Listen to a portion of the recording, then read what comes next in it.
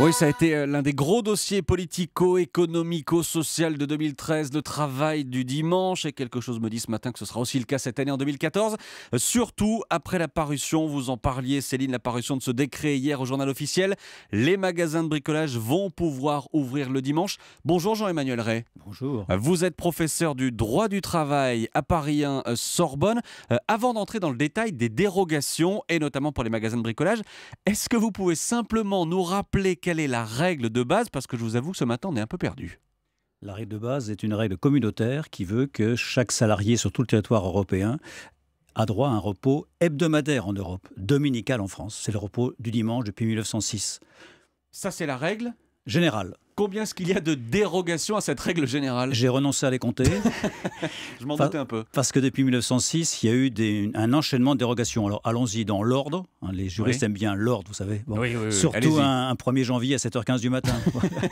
Allez-y pour l'ordre. Alors l'ordre, je pense que vous ne me contrerez pas si vous me dites que l'armée doit travailler le dimanche, le cas échéant. Oui, on comprend. Bon, les pompiers, les ascensoristes. Bon, oui. Voilà. Bref, il y a toute une catégorie de population qui doit travailler le dimanche pour assurer la continuité du service public, mais aussi de services privés.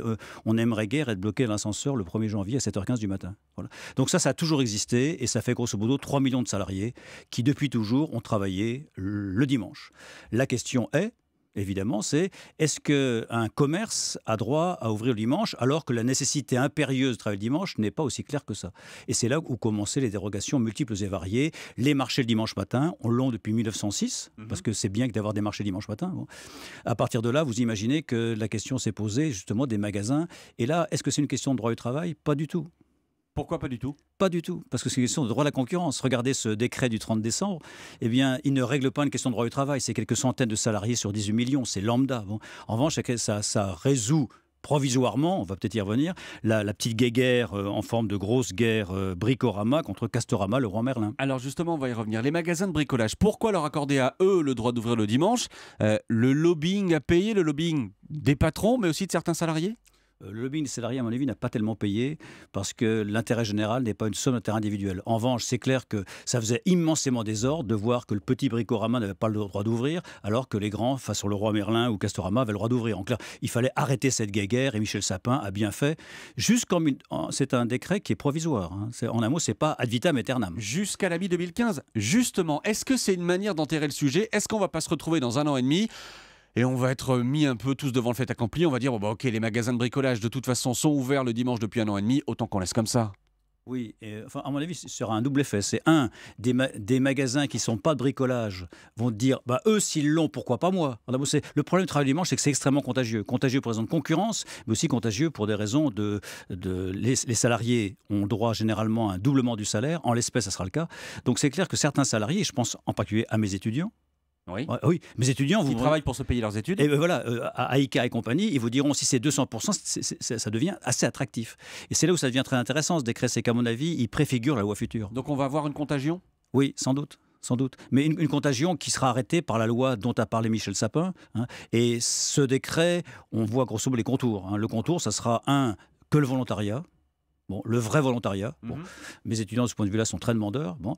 200% le dimanche. Et alors, c'est là où ça devient... Pour le salaire? Pour le salaire, bien sûr, oui. Et c'est là où ça devient très intéressant, parce que 200% le dimanche, quand on est patron d'un magasin, y compris de bricolage, il faut être sûr que ça rapporte. 200%, c'est quand même très, très onéreux. Et derrière ça, il y a évidemment une volonté que je partage, d'augmenter le coût du travail du dimanche pour en limiter l'accès. Oui. Je reviens sur ce que vous disiez à l'instant. Ça veut dire qu'on a ouvert avec ce décret une espèce de boîte de Pandore et que là, tout le monde va venir et réclamer le droit d'ouvrir? Une boîte de Pandore, c'est beaucoup dire, mais grosso modo, c'est vrai que, à mon avis, la boîte de Pandore, sur ce sujet-là, la réponse est négative. Parce que c'était l'emblématique guerre Bricorama-Castorama. Bon, ça veut liquider cette question. On règle cette guerre, mais voilà. on va pas plus loin. On va pas plus loin. Vous parliez du volontariat. Les patrons se sont engagés à ne faire travailler que les volontaires. Est-ce que cette notion de volontariat, pour vous, le prof de droit, eh bien, elle vous satisfait? On sent à travers votre remarque sur le professeur de droit l'être psychorigide. J'ai pas dit ça. Si, vous le pensez très fort, qui ne pense que par la norme. Bon. Alors la réponse est une société s'avise sur des règles d'organisation, mais aussi sur des valeurs. Voilà. Et c'est là où le travail du dimanche, pourquoi le travail du dimanche qui ne vise que, je vous rappelle, que quelques dizaines de milliers de salariés en France. Donc en clair, sur le plan du salariat, ce n'est pas une question... En plus des 3 millions Bien sûr, obligatoires dont on parlait au début. Voilà. Donc grosso modo, ça fait 20 000 ou 30 000 personnes. Donc statistiquement, c'est rien. Mais c'est pour ça que la société tout entière s'intéresse à ça, c'est que ça tranche une question sur les valeurs de notre société. En clair, c'est du vrai droit. Valeurs religieuses ? Non, ça fait longtemps que le dimanche n'est plus une valeur religieuse. En revanche, il est clair que moi j'en vois deux. La question est, et je vous rappellerai, puisqu'on est le 31 décembre au soir et le 1er janvier au matin, que l'exemple vient de très haut avec un grand H, puisque lui-même s'est reposé après avoir fait le monde le 7e jour. Bon. Donc ça, c'est l'aspect religieux. Bon.